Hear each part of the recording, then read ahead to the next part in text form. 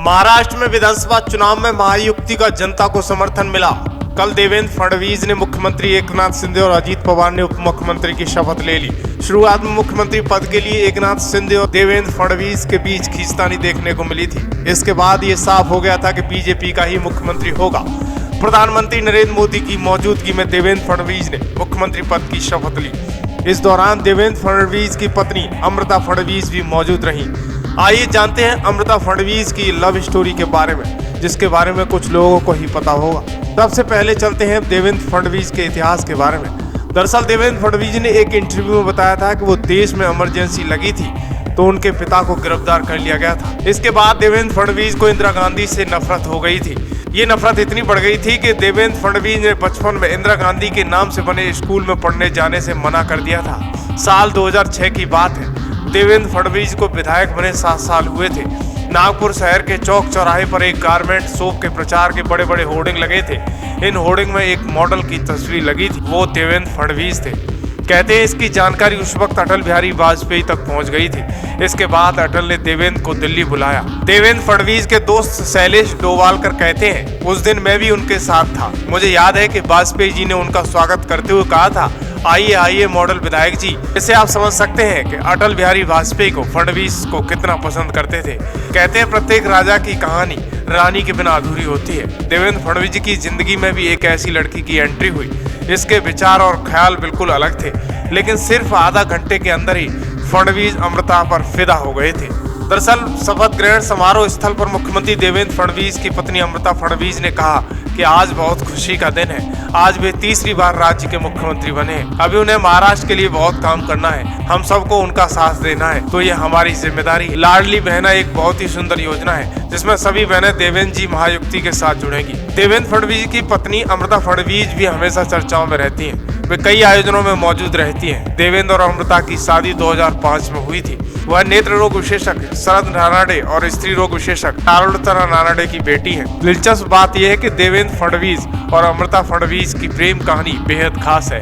अपनी पहली मुलाकात में दोनों एक दूसरे से बात करने में इतने मशगूल थे कि उन्हें समय का भी पता ही नहीं चला। दरअसल देवेंद्र फडणवीस और अमृता फडणवीस दोनों एक दोस्त के घर पर शादी के लिए मिले थे। ये पहली मुलाकात थी।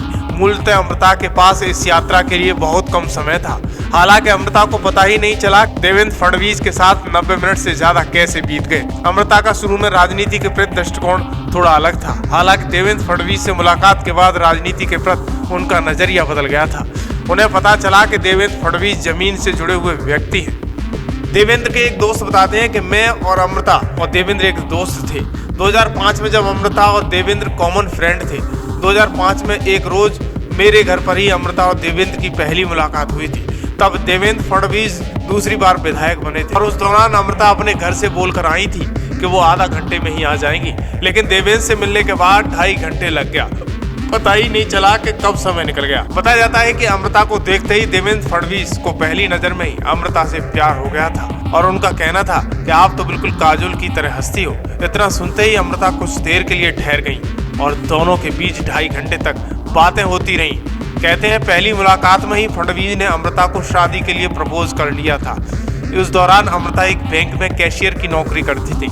इसके साथ ही एक्टिंग, मॉडलिंग और सिंगिंग भी सिखाती थी। पहली मुलाकात होने के बाद ही अमृता और देवेंद्र ने 2005 में शादी की और दोनों के एक बेटी है जिसका नाम दिव्या फडणवीस है।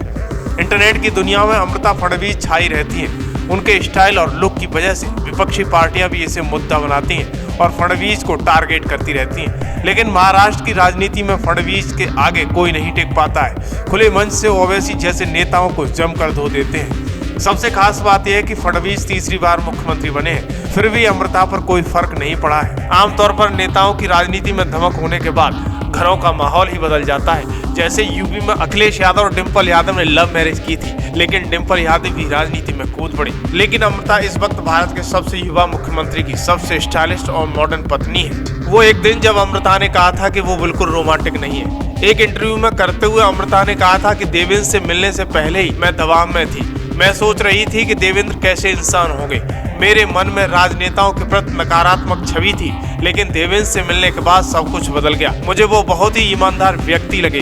देवेंद्र फडणवीस के बारे में बातें करते हुए अमृता ने साफ कहा था कि वो बिल्कुल भी रोमांटिक नहीं है, वे लगातार काम में व्यस्त रहते हैं, उनके साथ बिताने के लिए अच्छा समय नहीं मिल पाता है। अमृता फडणवीस ने कहा कि देवेंद्र शादी से पहले या शादी के बाद भी कभी रोमांटिक नहीं हुए, उनकी पूरी दुनिया राजनीति के इर्द गिर्द घूमती है।